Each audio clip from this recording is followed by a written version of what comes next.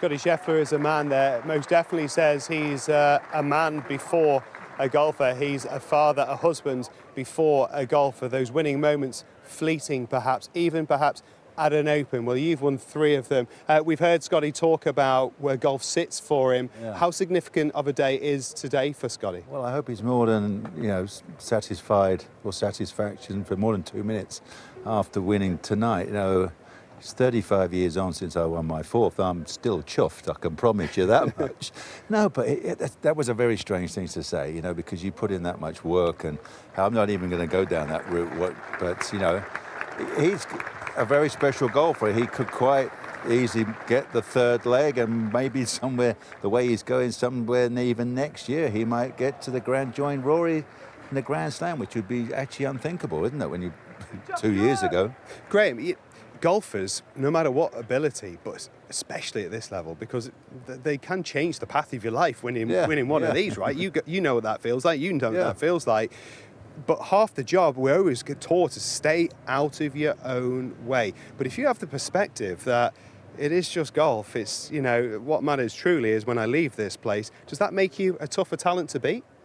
Well, I think Sir Nick talked about, some of his mental processes that he used for 6 major championships. I think we all have our techniques. We all have our processes. On days where I was going out there, scared, fearful, chance to win, scared of messing it up, I'd write little notes in my yardage book. It's like, hey, listen, I'm going to wake up tomorrow morning, it's going to be okay. I think Scottie had a much more philosophical deep dive into the sort of the same suggestion, and to me, that was really just, to me, one of his mental techniques, one of the ways that he tries to not make golf as important as we make it feel, the expectation levels, the pressure we put ourselves under. To be interesting what he does today. To me, of the 4 majors, this may have been the toughest one for him to win. Trying to learn that links technique, right? Not growing up with that naturally.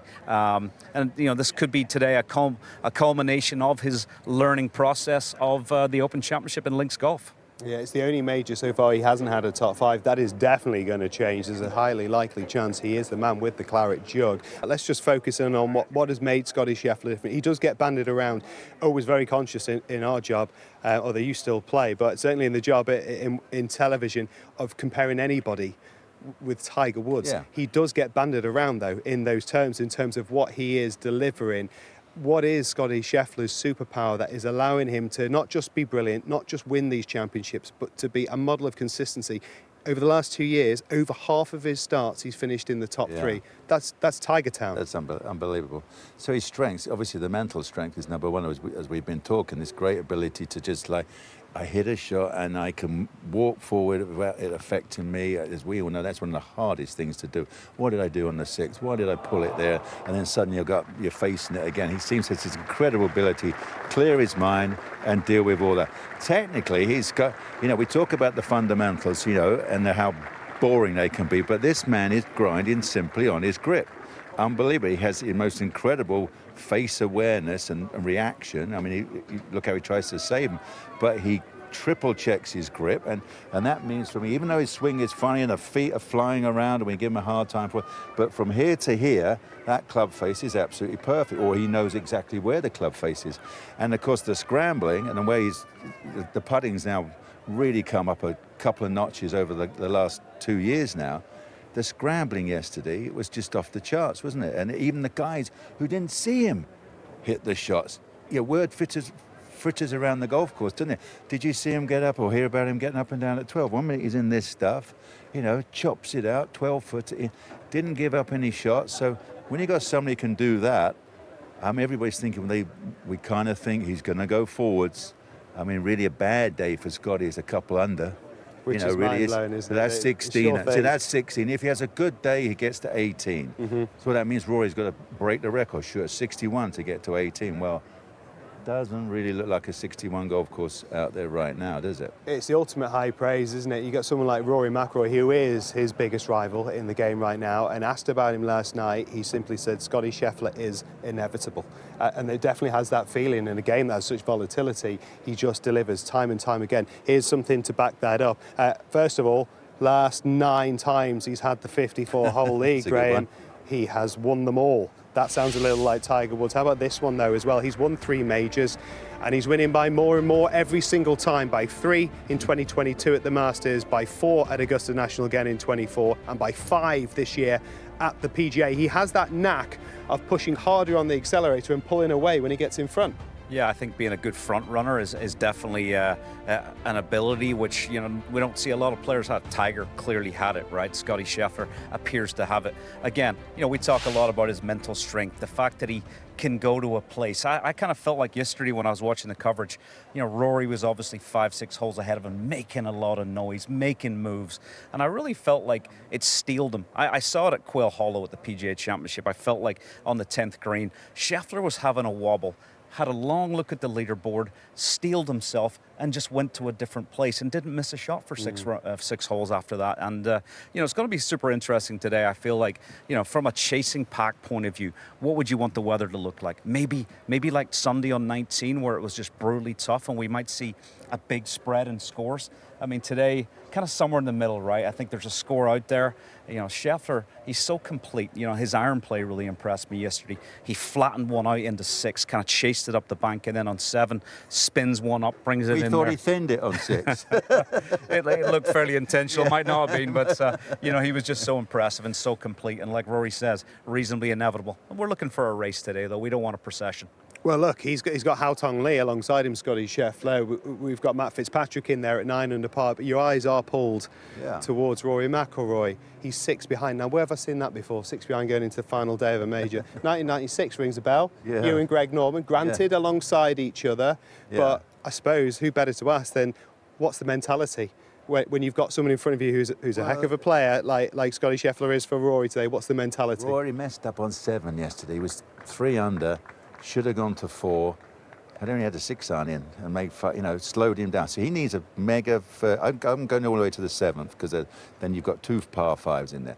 So if he can shoot 4 under, and Scottie's slow, he'd be 2 back. Well, then it's a completely different story, isn't it? And imagine the motivation that Rory. All Rory needs to do is just smell or believe in himself. Oh, I could catch him. It's obviously got to go well to then start thinking that, but that's a lovely way to be playing. If you're 2 back and you've still got all the rest of the way, you know, one more great shot could do it. You make a birdie and he takes a bogey or something, and you get a quick 2-shot swing like that. So it's still not over for guys like that. But obviously, Scheffler's got to come back a smidgen. And also, they haven't got the you had the luxury. It felt like across your career and the rivalry that you had with Greg Norman in particular, you had the edge. Like you've said before, I could see it in his eyes when you've been up against each other. He didn't like me in the majors. Yeah. No, but and obviously Scheffler has that luxury. He's not with Rory, but he will definitely, Graham, hear him because of the crowd. How big an asset is that for Rory McIlroy today? Who needs to, and he is. 16 of his wins have come from behind. He is the ultimate charger in this modern day crop. How much of an asset will the people here be? No doubt. I think we saw it yesterday. He's going to pull 75% of the crowd with him today. It's going to be eerily quiet back in the Scheffler group, I feel, and Hao Tong Lee. The crowd, you could see it yesterday. It was like a rock concert out there. It was amazing. He put on a show for them. You know, totally agree with Sir Nick. I think the first 7 holes are going to be absolutely pivotal. 2 par 5s, short 5th hole, par 4.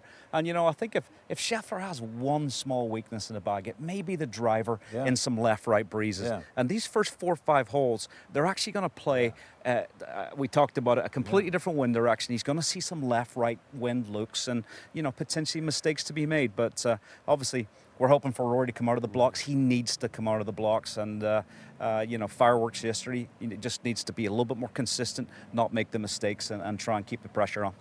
We don't have to look at who he is now to believe he can shoot those scores. His history of shooting a low number and on this golf course goes back to being, 16 years of age. This news filtered across the Irish Sea to the old course back in 2005 when he did it. A 61 here at Royal Portrush. I think that would probably get the job done, even if it is Scottie Scheffler in front. Yeah, you know.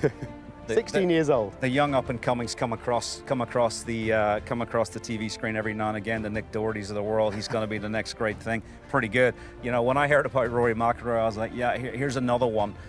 And then it was like, he did what? 61. Okay, you know, maybe something special, and obviously turned out to be just that. One of the most special players I've seen, certainly in my career.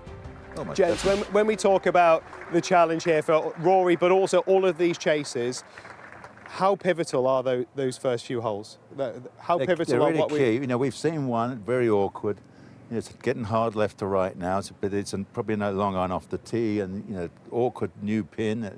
So they got a left to right tee shot on 2 with a lot of bunkers down the right, and you got left to right on 4 with OB on the right. So that could be 5 completely different. They've been going for 5, then suddenly they're going to have to really move their target line, and if they'd gone left and the pin's way back left, one big hop got out of bounds about 6 paces off the back of that flag. So, you know, and then where is 6? 6 is not too bad, but, you know. Yeah, so that's on the top right, yeah. That's not quite as bad as yesterday. It's 7. It's different though, isn't it? It's all different. It's different because the wind has changed. Haven't seen it all week. So, All right. as I said, the caddies are going to earn their pay in picking the right wind direction today.